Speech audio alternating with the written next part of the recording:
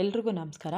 ಈ ದಿನ ನಾನು ಲಲಿತಾ ಸಹಸ್ರನಾಮ ಪಠನೆ ಮಾಡೋದ್ರಿಂದ ಅಥವಾ ಕೇಳಿಸ್ಕೊಳ್ಳೋದ್ರಿಂದ ಹೇಗೆ ನಮ್ಮ ಎಲ್ಲ ಇಷ್ಟಾರ್ಥಗಳನ್ನು ಈಡೇರಿಸ್ಕೋಬೋದು ತಾಯಿ ಮುಂದೆ ಅಂತ ಹೇಳ್ತಾ ಇದ್ದೀನಿ.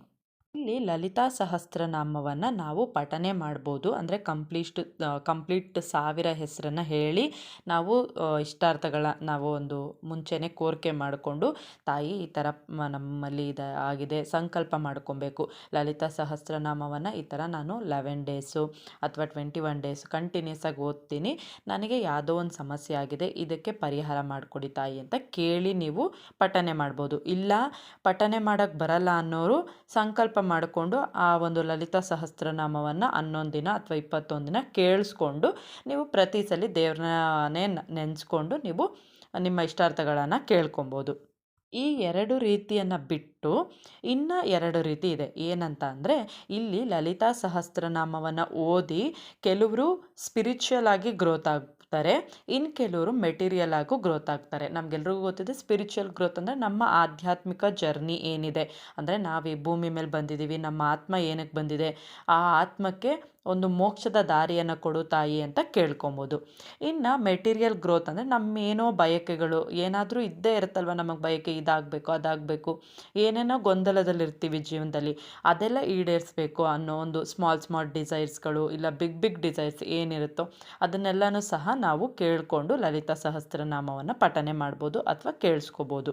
ಆದರೆ ಇಲ್ಲಿ ಲಲಿತಾ ಸಹಸ್ರನಾಮವನ್ನು ಓದ್ತಾ ನಮಗೆ ಆ ದೇವಿಯ ಒಂದು ಅನುಗ್ರಹ ಆದಾಗ ನಮಗೆ ಈ ಜಗತ್ತಿನಲ್ಲಿ ಏನು ಕೇಳೋದು ಬೇಡ, ನಮಗೆ ಪರಮಾನಂದವಾದಂಥ ಆ ದೇವಿಯ ಶಕ್ತಿ ನಮ್ಮಲ್ಲಿ ಬರಬೇಕು ಅನ್ನೋ ಒಂದು ಜಾಗೃತೆ ಮೂಡುತ್ತೆ. ಹಾಗೂ ನಮ್ಮ ಕುಂಡಲಿನಿ ಸಹ ಜಾಗೃತೆ ಆಗಿ ಪ್ರತಿ ಚಕ್ರದಲ್ಲೂ ದೇವಿಯ ಆಹ್ವಾನ ಆಗ್ತಾ ನಾವು ಸಹಸ್ರಾರ ಮೂಲಕ ದೇವಿಯ ಒಂದು ಎನರ್ಜಿ ಕರ್ಕೊಂಡು ನಮ್ಮನ್ನ ಯಾರಿಗತ್ರ ಹೋಗುತ್ತೆ ಅಂದರೆ ಪರಮೇಶ್ವರನ ಶಕ್ತಿಯಲ್ಲಿ ಲೀನ ಮಾಡುತ್ತೆ. ಅಂದರೆ ನಾವು ಮೋಕ್ಷನೇ ಹೊಂದುತ್ತೀವಿ.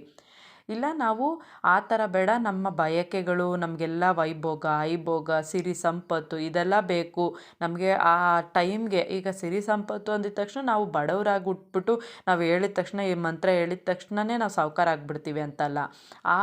ನಾವು ನೋಡಬೇಕು, ಟೆಸ್ಟ್ ಮಾಡಿದಾಗ ಈಗ ಒಂದು 11 ಡೇಸು 21 ಡೇಸ್ ಸಂಕಲ್ಪ ಮಾಡಿಕೊಂಡು ನಾವು ನಮ್ಮ ಒಂದು ಮೈಂಡ್ ನೀಟಾಗಿ ದೇವಿ ಹತ್ರ ಅಟ್ರಾಕ್ಷನ್ ಆಗಲಿ ಅನ್ನೋ ಉದ್ದೇಶದಿಂದ ಈ ಸಂಕಲ್ಪಗಳನ್ನ ಮಾಡ್ಕೋತೀವಿ.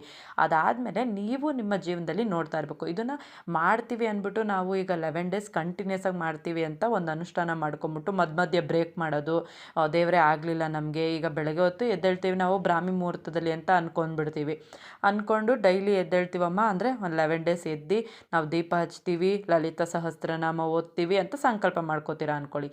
ಮಾಡ್ಕೊಂಡ್ಬಿಟ್ಟು ಮಧ್ಯೆ ಬ್ರೇಕ್ ಮಾಡೋದು. ಒಂದ್ಸಲಿ ಬ್ರೇಕ್ ಆದರೆ ತಾಯಿ ಎಲ್ಲರ ಜಗನ್ಮಾತೆ, ನಮ್ಮೆಲ್ಲರ ಮತ್ತು ಇಡೀ ಬ್ರಹ್ಮಾಂಡದ ಜಗನ್ಮಾತೆ ಆಗಿರೋದ್ರಿಂದ ಸಹಿಸ್ಕೋತಾರೆ, ಆಯಿತು ಬಿಡಪ್ಪ ಏನಾಗಲ್ಲ ಅಂತ. ಆದರೆ ಪದೇ ಅದನ್ನೇ ತಪ್ಪು ನಾವು ಮಾಡ್ತಾ ಇರಬಾರ್ದು.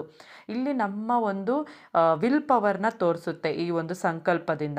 ಹಾಗಾಗಿ ನಾವು ವಿಲ್ ಪವರಿಂದ ಇಟ್ಟು ಮಾಡಿದಾಗ ಅದಕ್ಕೆ ಶಕ್ತಿ ಬರುತ್ತೆ. ಸೊ ನಾವು ಮತ್ತು ಇಲ್ಲಿ ನಾನು ಆಗಲೇ ಹೇಳ್ದಂಗೆ ನಾವು ಈಗ ಬಡವರಾಗಿರ್ತೀವಿ, ಸಡನ್ನಾಗಿ ಈಗ ಒಂದು 11 ದಿನ ಸಂಕಲ್ಪ ಮಾಡ್ಕೊಂಡ ತಕ್ಷಣ ನಾವು ಸಾಹುಕಾರ ಆಗಿಬಿಡ್ತೀವಿ ಅಂತ ಅಲ್ಲ.